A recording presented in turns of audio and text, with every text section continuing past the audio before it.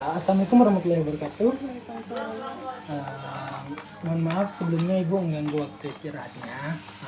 Saya Armando Pradityo, mahasiswa dari STK PGRI Sumatera Barat. Sebelumnya saya ingin menanyakan suatu hal yang berhubungan dengan murid dalam pembelajaran bahasa Inggris.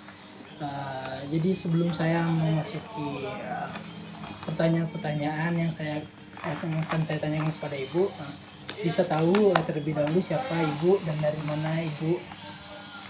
Nama saya Indah Delviani, saya ngajar di SMA 2 Negeri Batang Anai. Oke. Baiklah Ibu, langsung saja ke pertanyaannya yang sudah saya sediakan ya Ibu. Silakan. Yaitu yang pertama, bagaimana cara Ibu menghadapi murid yang nakal atau berperilaku buruk ketika Ibu sedang mengajar di dalam kelas? Kalau menurut saya, semua murid itu sama, tidak ada yang nakal, yang pintar, atau yang mungkin yang biasa saja. Semua murid itu sama. Bagaimana cara dia ingin belajar, bagaimana kita mengajar, itu yang perlu ditingkatkan.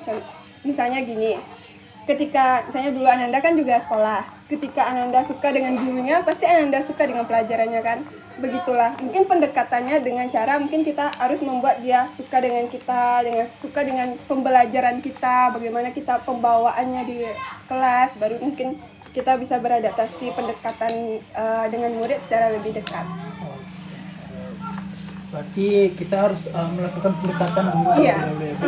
Baru kita bisa lebih memahami murid tersebut gitu. Iyalah, kan kayak peribahasa, nggak kenal maka tak sayang kan. Iya.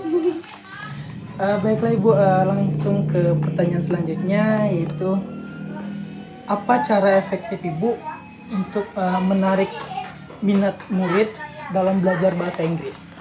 Mungkin kan tidak kita pungkiri, bahasa Inggris di kalangan sekarang ini pasti sulit bagi kita, apalagi kita kayak di daerah atau apa gitu. Padahal bahasa Inggris ini sangat penting, bahasa gitu kan, mendunia, apalagi Inggris kan.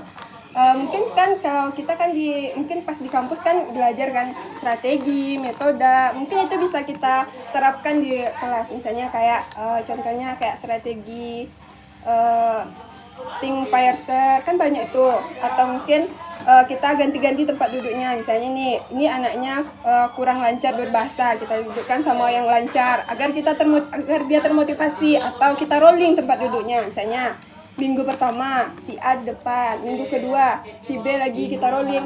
Jadi dia itu tidak bosan dengan keadaan di kelas Pembelajaran ya Bu. Iya. Begitu ya Bu. Oke, baiklah selanjutnya ke pertanyaan terakhir ya Bu. Begini, kan di dalam lokal itu ada bermacam-macam murid dengan kepribadian, dengan tipe masing-masing. Jadi saya ingin bertanya, di dalam kelas itu kan ada murid yang pandai dan juga ada yang kurang pandai gitu.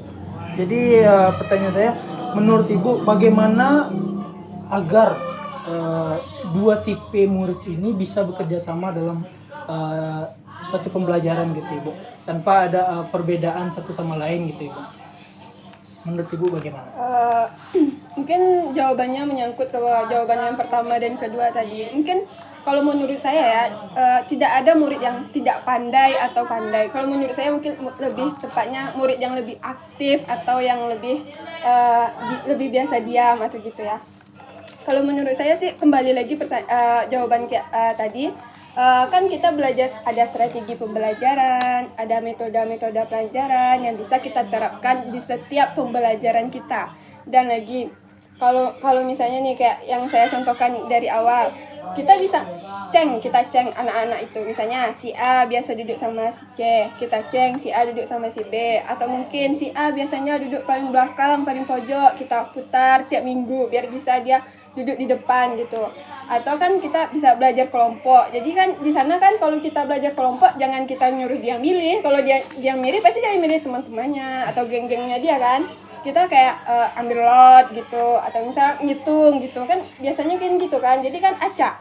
Nah, kalau acak itu kan pasti ada nanti yang pandai, ada yang kayak aktif, ada yang biasa aja, atau ada yang lebih pintar dalam bahasa Inggrisnya berbicara atau yang lebih pintar menulis gitu kan. Jadi kan dia berbaur gitu.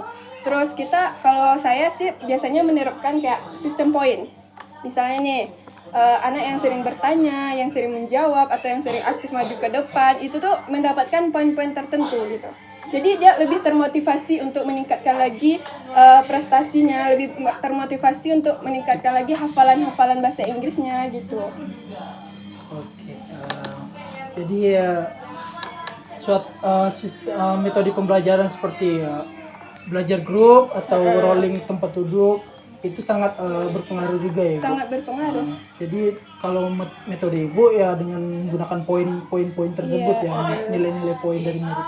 Untuk memotivasi dia untuk Motivasi lebih murid. giat lagi. Iya, iya. Baiklah Ibu, mungkin itu saja pertanyaan dari saya untuk malam ini. Dan sekali lagi maaf telah mengganggu malam Ibu. Baiklah Ibu, terima kasih atas waktunya. Maaf mengganggu waktu Ibu. Dari Ibu saya mendapatkan banyak pengetahuan dan maaf sekali lagi telah mengganggu waktu Ibu pada malam hari ini. Dan untuk mengakhiri observasi saya Armando Pradityo mengucapkan wabillahi taufiq wal hidayah. Wassalamualaikum warahmatullahi wabarakatuh.